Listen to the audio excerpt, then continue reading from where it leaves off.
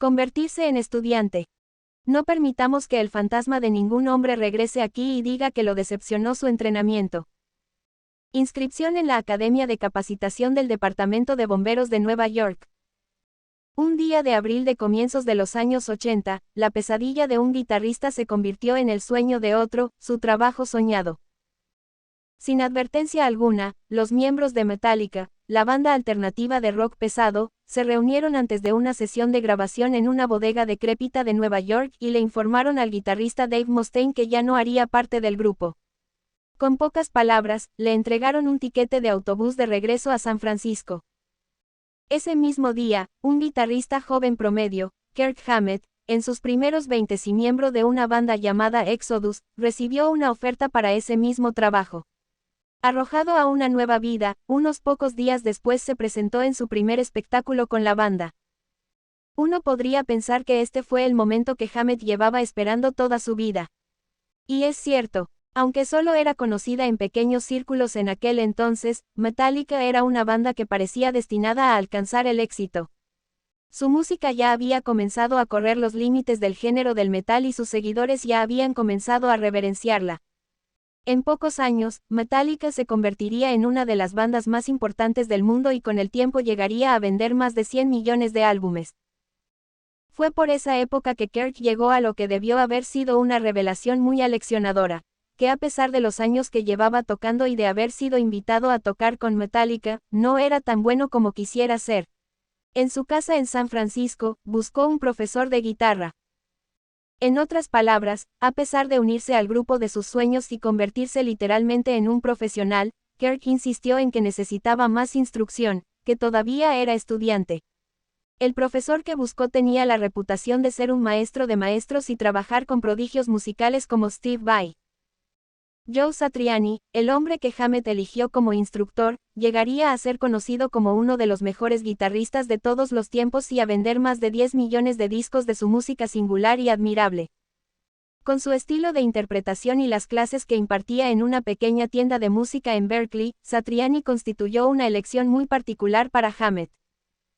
Ese era el objetivo. Kirk quería aprender lo que no sabía, afirmar su comprensión de los principios fundamentales para poder continuar explorando este nuevo género de música que ahora tenía la oportunidad de practicar.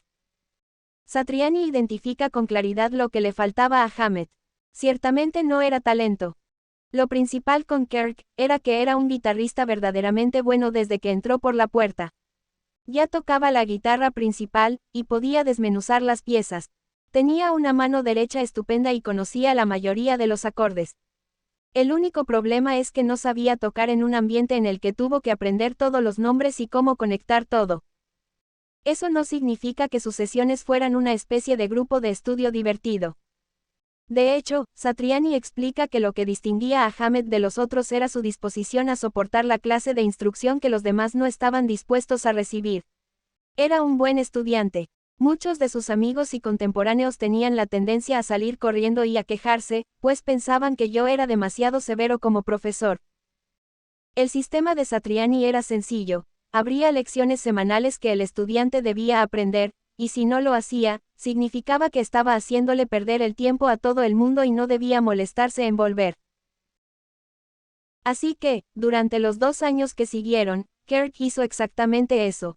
Regresar cada semana en busca de retroalimentación objetiva, un juicio sobre su trabajo y profundización en la técnica y la teoría musical de un instrumento que estaría tocando frente a miles de personas y, más adelante, frente a literalmente cientos de miles de personas. Incluso después de esos 2 años de estudio, Kirk solía llevarle a Satriani improvisaciones y fraseos en los que había estado trabajando con la banda y aprendería cómo reducir al mínimo el instinto de hacer más, a afinar su capacidad para hacer más con menos notas y a centrarse en sentir esas notas y expresarlas de acuerdo con el sentimiento. Con cada sesión mejoraba como intérprete y como artista. El poder de convertirse en estudiante no se limita a tener un periodo extendido de instrucción, también pone el ego y la ambición en las manos de alguien más. Se le impone al ego una especie de techo, uno sabe que no es mejor que el maestro, del cual es aprendiz. Que no está ni siquiera cerca. Uno respeta al maestro y asume su posición inferior. No es posible engañar o fingir ante el maestro. La educación no es algo que se pueda improvisar, no hay atajos aparte de trabajar cada día. Y si uno no lo hace, el maestro lo echa. No nos gusta pensar que hay alguien mejor que nosotros. O que tenemos mucho que aprender. Queremos estar al otro lado. Queremos estar listos. Siempre estamos ocupados y recargados de trabajo. Por esta razón, evaluar nuestros talentos con criterios que muestren una tendencia más bien negativa es una de las cosas más difíciles en la vida, pero casi siempre es un componente del dominio de un oficio.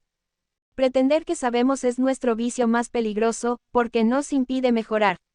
El antídoto para esto es hacer una evaluación juiciosa de nuestras capacidades. El resultado, independientemente de cuáles sean los gustos musicales que usted tenga, fue que Hammett se convirtió en uno de los grandes guitarristas de rock del mundo e hizo que el metal pasara de ser un movimiento clandestino a ser un género musical establecido.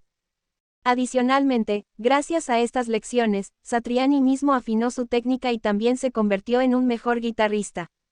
Tanto el estudiante como el maestro llenaron luego estadios y recompusieron el paisaje de la música mundial. Frank Shamrock, pionero de las artes marciales mixtas y ganador de varios títulos, tiene un sistema en el cual entrena a los luchadores, el cual llama más, menos e igual. Para llegar a ser grande, dice, cada luchador necesita tener a alguien mejor de quien pueda aprender, a alguien inferior a quien le pueda enseñar y a alguien igual con quien se pueda medir. El propósito de la fórmula de Shamrock es sencillo, tener una retroalimentación continua y verdadera de lo que cada uno sabe y lo que no sabe, desde todos los ángulos. Este sistema elimina el ego que nos hace envanecer, el miedo que nos hace dudar de nosotros mismos y la pereza que puede tentarnos a dejar de esforzarnos. Tal como escribe Shamrock, las falsas ideas sobre nosotros mismos nos pueden destruir. Para mí, lo mejor es ser siempre estudiante. Ese es el propósito de las artes marciales y hay que utilizar esa humildad como herramienta. Uno se pone por debajo de alguien en quien confía. Esto empieza por aceptar que hay gente que sabe más que nosotros, que podemos beneficiarnos de ese conocimiento y que debemos buscar a esas personas activamente. Lo siguiente es echar abajo las ilusiones que tenemos sobre nosotros mismos.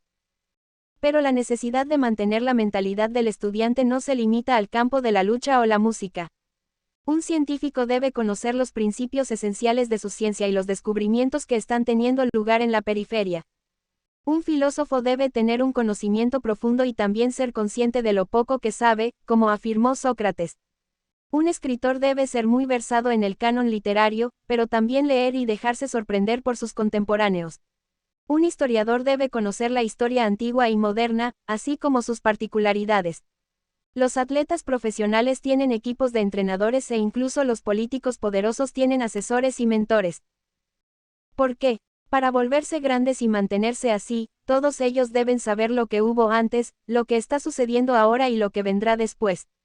Deben entender los elementos fundamentales de sus dominios y lo que los rodea, sin anquilosarse ni estancarse, siempre deben estar aprendiendo. Todos debemos convertirnos en nuestros propios maestros, tutores y críticos. Piensen en lo que Hammett podría haber hecho, en lo que habríamos hecho nosotros en su posición, si nos convirtiéramos de repente en la estrella de nuestro campo de trabajo.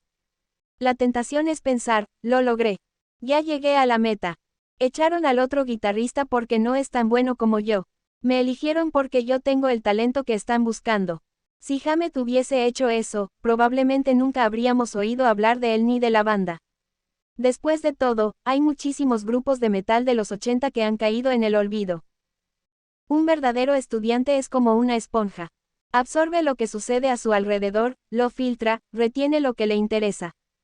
Un estudiante es autocrítico y se motiva a sí mismo, siempre trata de mejorar su comprensión para poder pasar al siguiente tópico, al siguiente reto. Un estudiante de verdad también es su propio profesor y su propio crítico. Ahí no hay espacio para el ego. Tomemos otra vez el ejemplo de la lucha, donde esto es particularmente crucial porque los oponentes siempre están buscando oponer la fuerza a la debilidad. Si un luchador no es capaz de aprender y practicar todos los días, si no está todo el tiempo buscando áreas en las que pueda mejorar, examinando sus fallas y encontrando nuevas técnicas mientras observa a sus compañeros y oponentes, terminará destruido. Y esto no es tan distinto para el resto de nosotros. ¿Acaso no vivimos luchando a favor o en contra de algo? ¿Acaso usted cree que es el único que espera lograr un objetivo? No es posible que crea que es el único que está buscando ese precioso anillo. La gente tiende a sorprenderse cuando se entera de lo humildes que parecen haber sido las grandes personalidades de la historia. ¿Cómo es posible que no fueran agresivas, que no se sintieran con todo el derecho a hacer cosas, que no tuvieran conciencia de su propia grandeza y su destino? La realidad es que, aunque eran personas seguras de sí mismas, el hecho de ser eternos estudiantes hizo que estos hombres y mujeres conservaran su humildad. Es imposible aprender lo que uno piensa que uno ya sabe, dijo Epicteto. No es posible aprender si creemos que ya sabemos. No encontraremos las respuestas si somos demasiado vanidosos y autosuficientes para hacer las preguntas necesarias. No podemos volvernos mejores si estamos convencidos de que ya lo somos. El arte de saber recibir retroalimentación es una capacidad esencial en la vida, en particular si se trata de críticas duras. No solo necesitamos saber aceptar esas críticas, sino que debemos pedirlas activamente, esforzarnos por buscar las críticas negativas precisamente cuando nuestros amigos y familiares, y nuestro cerebro, nos dicen que lo estamos haciendo muy bien. Sin embargo, el ego trata de evitar esas críticas a toda costa.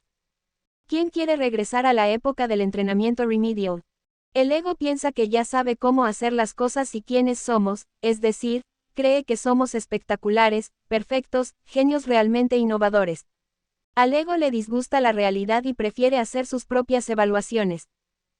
El ego tampoco permite que tengamos un proceso de incubación apropiado.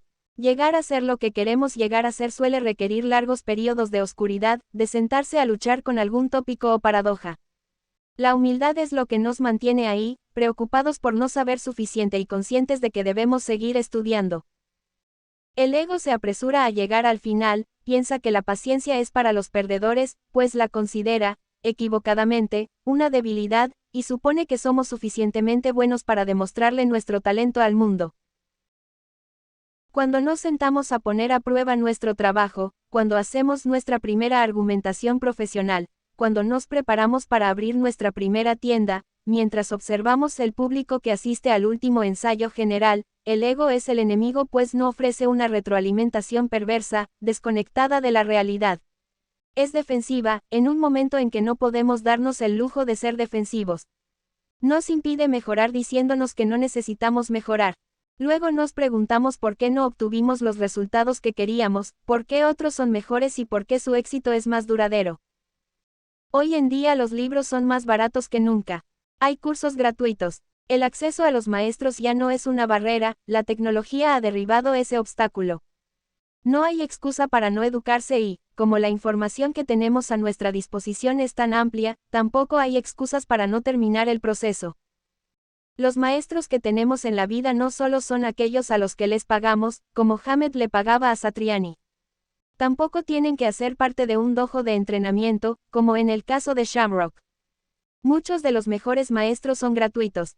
Nos enseñan de forma voluntaria porque, como usted, alguna vez fueron jóvenes y tuvieron las mismas metas. Muchos ni siquiera se dan cuenta de que están enseñando, solo son paradigmas o incluso figuras históricas cuyas lecciones sobreviven en libros y ensayos. Pero el ego nos vuelve tan testarudos y hostiles a la crítica que aleja todas estas fuentes de educación o las pone fuera de nuestro alcance. Por eso hay un viejo proverbio que dice, el maestro aparecerá solo cuando el alumno esté listo.